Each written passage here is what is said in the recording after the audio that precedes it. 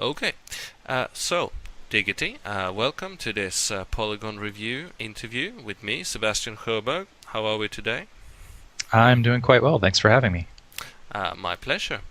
Uh, just very recently, you reached 10,000 subscribers. Congratulations to that. And you did some specially celebratory commentaries of the Pro League All Stars games to mark the occasion. Isn't that true?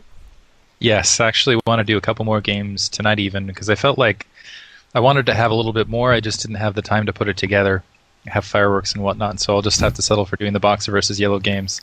And I'm also going to try to do. Mole Trap told me he had the most epic Zerg versus Zerg match he's ever seen played last night. So I'm going to try to get that out tonight. That sounds interesting. I have seen the All Star games already, though most of them without commentary, and they are great. And that Zerg vs Zerg sounds very interesting. Looking forward to that for sure. Any other celebrations in mind? You mentioned fireworks, or are you taking it in a stride? I feel like it's almost a dual celebration because 10,000 was right alongside right up around the mark of 2 years, where Moletrap and I Yeah. have both been doing commentaries. Moletrap's a little bit short of 10,000, which he's kind of frustrated about, actually. Poor I Moltra. just told him to let it go. I don't think I'm necessarily a better commentator than he is, but he gets really frustrated about that. But I like rubbing it in every once in a while, just kind of on the sideline. Also, the All-Star games were one of the first sets I actually ever did. If you go way back, I had the original MSL season and also some of the All-Star games as some of my first commentaries, so it's kind of nostalgic. And listening back the old games, I was talking extremely slowly and just really bad at commentary altogether. At least now I know how I'm bad rather than being confused about how I'm bad, so it feels a little better. You do certainly seem to do a very good job with it all, and uh, quite obviously you have great many fans. Though, speaking of that, you have had great pleasure and fortune to play StarCraft 2 at a number of occasions, and you've written extensive articles about your experiences at BlizzCon, battle reports for almost every game, and previously in summer you wrote quite extensively about the commentator features that will be built into StarCraft 2. Could you tell us a bit more about that? Yeah, I've been extremely privileged to play a lot of the StarCraft 2 stuff, and I hate to say it this way, but I'm almost, and I've said this several times, I'm almost more excited to see the commentator features than I am the actual gameplay features. So they look really incredible. When I actually went into we had the fan site summit when we went in, I got to sit literally about half a seat away. I was right on the edge, right next to Dustin Browder, right next to Rob Simpson as they were casting. Got to see how they're handling all the commentator tools and bringing up just little things like bringing up all the text so you don't have to pull away from the action to go see what kind of buildings are being placed, things like that. I'm really excited about that. As far as the write-up on the commentator tools, I discussed it a bit with Moletrap. I think he put that out though. Yeah, But yeah, that's probably true. I have the huge dump though of all the games played, and right now it still feels very beta. There's a couple things that just feel. I'm actually thinking of releasing another article in the near future about kind of the importance of Zerg, because I feel like right now I think Protoss feels great, and I can see why a lot of the pro gamers are thinking about switching over to Protoss, because it really feels like there is a unison between. It just feels like there's this combination between micro and macro when you're with the warp gates and everything, because you're doing it simultaneously and it flows really really nicely. Terran kind of feels like old Terran. It doesn't feel any different. I would say it's not cumbersome, but it's not as fluent as kind of the Protoss play is. Zerg though does not really feel like Zerg, and I don't feel like they've really got the lock on Zerg. And I think part of the problem is Zerg, yeah, it's what makes StarCraft unique, is just that building system. Every other game you have a queue system where you queue a peon, you queue a unit. You don't have this larval set system where you just have larvae out there and you either use them or you don't use them, and it's up to you as a player to use them efficiently or not use them efficiently.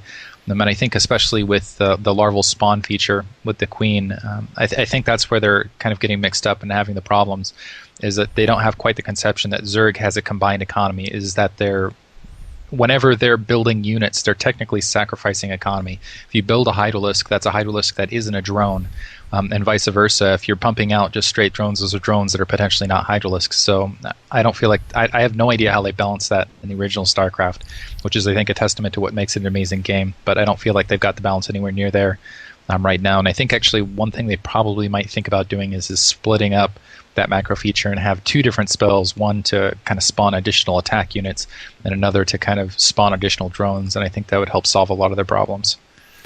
Yes, for the many of us who have not played the game but read a lot about it, that seems to be the consensus among many, that the Queen is overpowered and that the whole macro mechanic of Zerg and StarCraft 2 is not working properly. It's working too well, or not at all.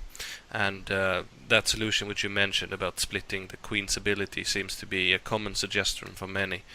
And well, we can only hope that they take heed, because as you say, balancing Zerg in the original StarCraft must have taken a lot of crazy pills and intuition by someone.